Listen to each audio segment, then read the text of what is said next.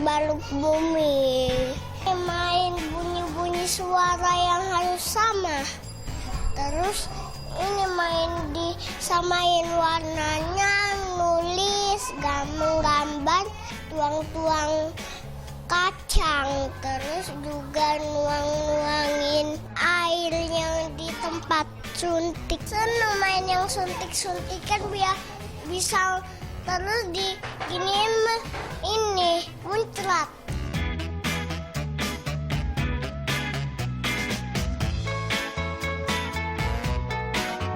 Almair Gibran Asyukur paling senang bermain dengan Nook Cylinder ini.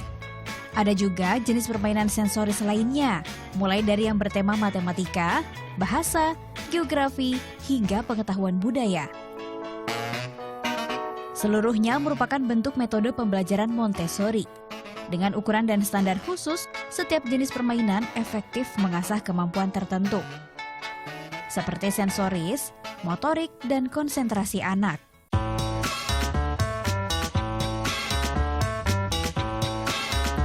Rak penyimpan juga didesain sesuai tinggi anak, agar mereka dapat memilih mainan sesuai keinginan dan mudah mengembalikan ke tempatnya setelah puas bermain. Sekecil pun belajar untuk teratur dan disiplin. Dalam metode pembelajaran Montessori, orang tua berperan sebagai pembimbing dan pengarah. Aktivitas fokus pada anak dan kegiatan yang dipilihnya. Untuk memiliki seperangkat alat ini, Mela sang bunda rela merogoh kocek hingga Rp1,5 juta. Baginya, mendidik anak dapat dilakukan dengan cara menyenangkan. Untuk kepentingan anak, saya pikir nggak ada ruginya kok. Ini anak ada investasi akhirat ya. Maksudnya mungkin ini memang sebagai faktor penunjang. Saya mempersiapkan Almair untuk bisa hidup di zamannya nanti. Dan dengan metode Montessori ini, memang kita mempersiapkan anak itu untuk hidup di zamannya.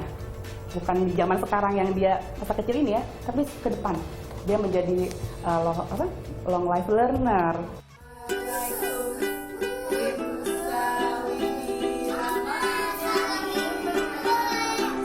Yang mau Montessori silakan duduk rapi, kakinya disilang. Yuk, Nina dan Dava silakan duduk dulu. Dava. Ingin membagi manfaat dengan lingkungan, Mela yang pernah 9 tahun bekerja di sekolah Montessori akhirnya membuka kelas di rumahnya. Pojok di ruang keluarganya kini dinikmati anak-anak di lingkungan rumahnya.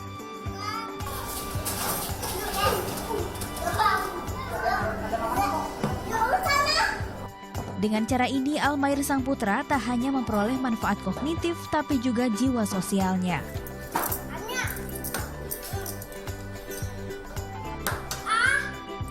Almair anaknya memang dia punya karakternya independen sih sebetulnya, tapi memang masih kadang-kadang moody ya, mood swing gitu. Tapi setelah saya terapkan metode Montessori ini, dia menjadi tahu rutin. Dia jadi lebih order, dia tahu harus menyimpan baju kotor di mana, habis makan, sebelum makan harus cuci tangan, makan di meja makan, lalu membereskannya kembali, ketika bermain setelah dimainkan dia kembalikan lagi ke tempatnya, seperti itu. Jadi rutin-rutin yang memang pembelajaran kegiatan sehari-hari itu dia sudah bisa lakukan sendiri.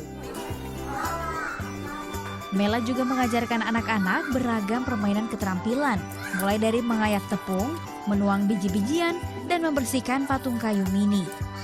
Bisa dilakukan rutin, semua kegiatan ini dapat melatih fokus dan otot-otot tangan anak. Usai bermain, anak-anak tertib membersihkan peralatan mereka tanpa disuruh. Pada saat dia membawa, dari awal deh dia yang bawa perangkat itu aja, itu udah yang distimulasi itu adalah proprioseptifnya, kekuatan otot tangan. Tidak boleh terlalu lemah, tidak boleh juga terlalu buru-buru, karena bisa berantakan. Akhirnya dia belajar, mungkin awalnya dia akan tumpah-tumpah, tapi habis itu karena ada guru yang selalu mendampingi ya, jadi apa dibantu, dia langsung oh bukan begitu caranya, oh kekuatannya seperti ini, di situ dia belajar. Manfaat Montessori juga terlihat pada diri Ayla Imaya Syahrifat dan adiknya Ali Ataya Syahrifat.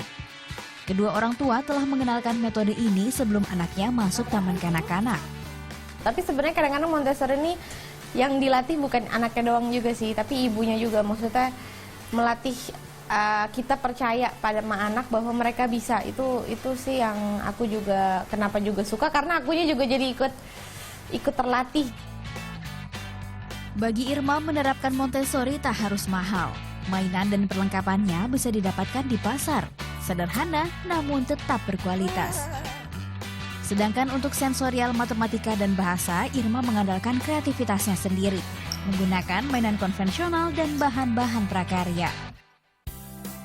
Montessori kian digandrungi para orang tua. Penemunya adalah Maria Montessori, dokter kejiwaan di era 1900-an yang sempat mengenyam kuliah arsitektur.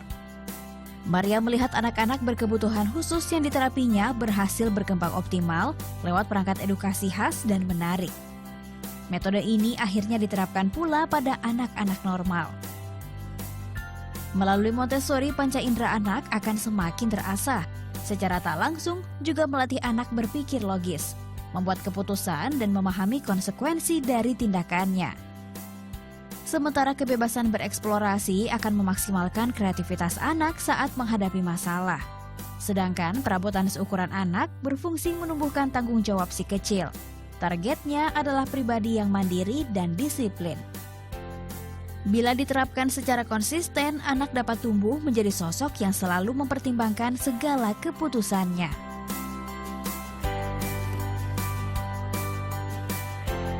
Feby Purnamasari, Luther Hutagaol melaporkan untuk NET.